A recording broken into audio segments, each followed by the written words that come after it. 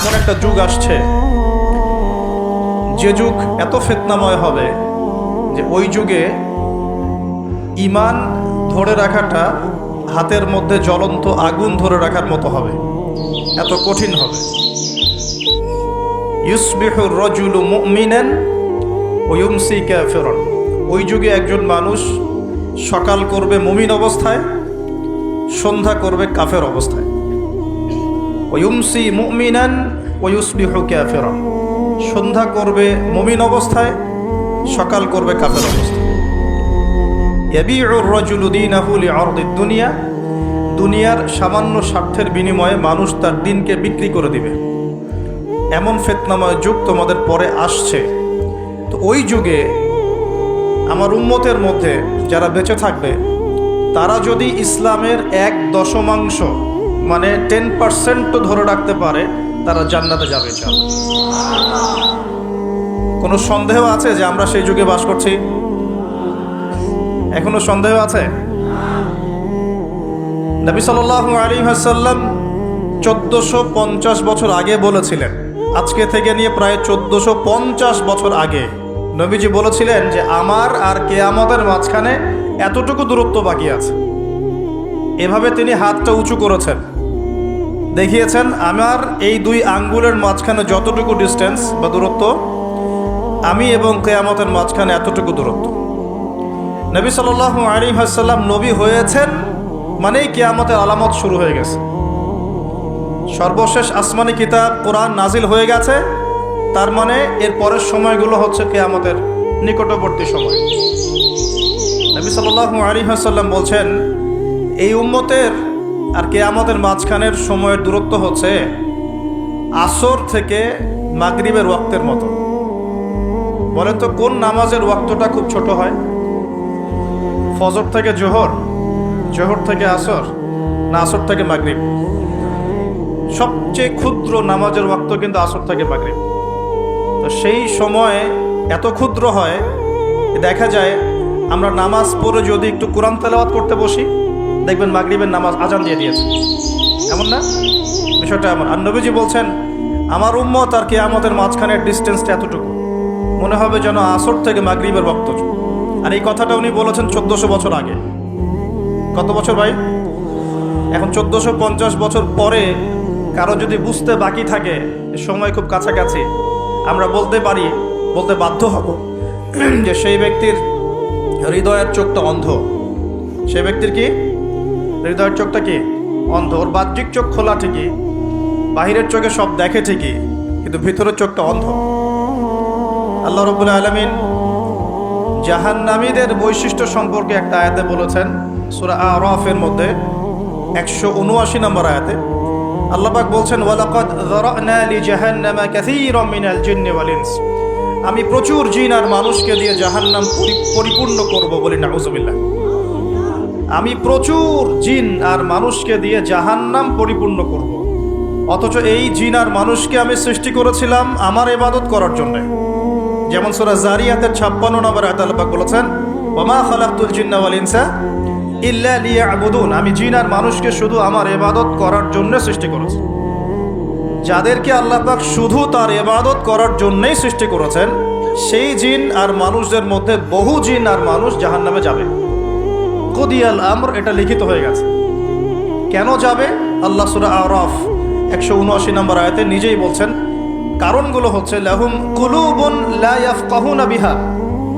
জাহান্নামে যাওয়ার কারণ হচ্ছে তাদেরকে কলব দিয়েছিলাম, উপলব্ধি করতো না। তাহলে বুঝলাম হৃদয়ে কলব, বিবেক আল্লাহ যাদেরকে দিয়েছেন তারপরে উপলব্ধি করতে পারে না, এটা জাহান্নামীদের বৈশিষ্ট্য।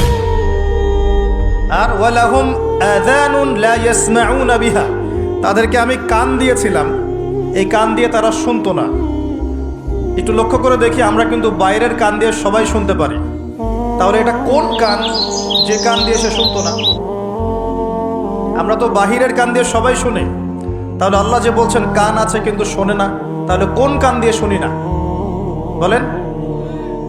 হৃদয়ের কান দিয়ে। তার মানে আমাদের 2টা চোখ, 2টা কান। আল্লাহ পাক আবার বলছেন, ওয়ালাহুম আ'য়ুনুন লা ইউবসিরুনা বিহা।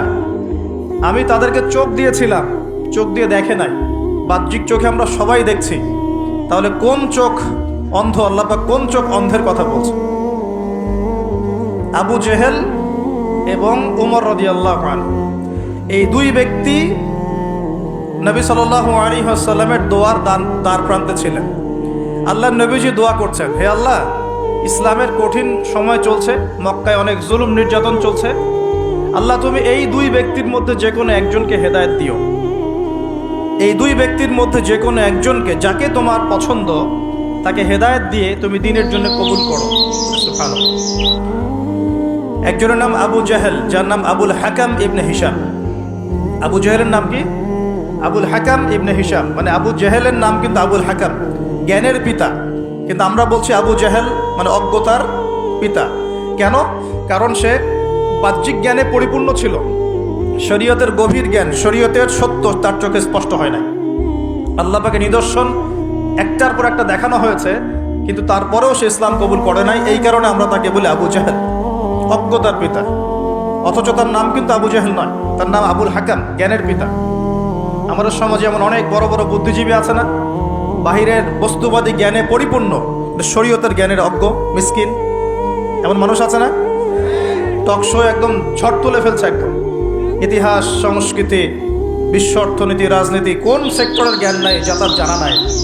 কিন্তু শরীয়তের মাসলা মাসাইল সে বলতে পারবে না, শরীয়তে ঈমান ভঙ্গের কারণ বলতে পারে না, কোন কোন কথা বললে শিরক হয়, কুফর হয়, কোন কোন কথা বললে নেফাক হয়ে যায়, মানুষ মুরতাদ হয়ে যায়, এগুলো জানে না। কিন্তু বাহ্যিক জ্ঞানে পরিপূর্ণ এরাও কিন্তু বর্তমান নব্য আবু জাহেল। এরা হচ্ছে বর্তমান সময়ের নব্য আবু জাহেল। আবু জাহেল কিন্তু জ্ঞানের পিতা ছিল। তো আবু জাহেল এবং ওমর রাদিয়াল্লাহু আনহুর মধ্যে আল্লাহ যাকে তোমার ভালো লাগে তুমি হেদায়েত দিয়ে ইসলামের জন্য কবুল করো, এটা দোয়া করছেন কে? মুহাম্মদুর রাসূলুল্লাহ সাল্লাল্লাহু আলাইহি ওয়াসাল্লাম। এবার আল্লাহ পাক হেদায়েত দিয়েছেন ওমর রাদিয়াল্লাহু আনহু, এই তো। এখন এই দুই ব্যক্তিকে আমরা যদি ডক্টরের কাছে পাঠাই, মনে করেন, এবং তাদের কান এবং তাদের চোখ টেস্ট করি, দেখা যাবে দুজনের কানই একই, দুজনের চোখই একই, দুজনেরই চোখ ভালো, দুজনেরই কান ভালো। তাহলে আবু জাহেলের কোন কান অন্ধ যার কারণে সে কোরআন শুনতে পারলো না? আর আবু জাহেলের কোন চোখ অন্ধ যার কারণে সে কোরআন দেখতে পারলো না, সত্য চিনতে পারলো? বলেন, এটাকে বাহ্যিক চোখ না অভ্যন্তরীণ চোখ? আর ওমর রাদিয়াল্লাহু আনহুর কোন কান জিন্দা, জীবিত, যে কান দিয়ে তিনি কোরআনের মর্ম শুনতে পারলেন? কোন চোখ জীবিত, যেই চোখ দিয়ে তিনি সত্যটাকে খুঁজে পেলেন? বাহ্যিক চোখ না ভিতরের চোখ? তার মানে বুঝতে পারলাম এই আয়াতে আল্লাহ পাক আমাদের বাহ্যিক চোখ, বাহ্যিক কানের কথা বলছেন না। আল্লাহ বলছেন প্রচুর জিনার মানুষ যে জাহান্নামে যাবে, তার অন্যতম কারণ হচ্ছে তাদের কলব ছিল কিন্তু মরে গেছে, মৃত কলব। চোখ দিয়েছি দেখে নাই, মানে এই চোখ দিয়ে ঠিকই দেখেছে কিন্তু কলবের চোখ দিয়ে দেখতে পারে না। কান দিয়েছি শোনে নাই, মানে কান তো এই চোখ, এই কান দিয়ে শুনেছে ঠিকই, এই কান দিয়ে সবই শুনেছে, কিন্তু এই কান দিয়ে কোরআন এবং সুন্নাহর মর্মমারি সত্য শুনতে পারে নাই। আল্লাহ পাক বলছেন উলাইকা কাল আনআম, এরা ছিল গবাদি পশু, জন্তু জানোয়ারের মতো। নাউযুবিল্লাহ।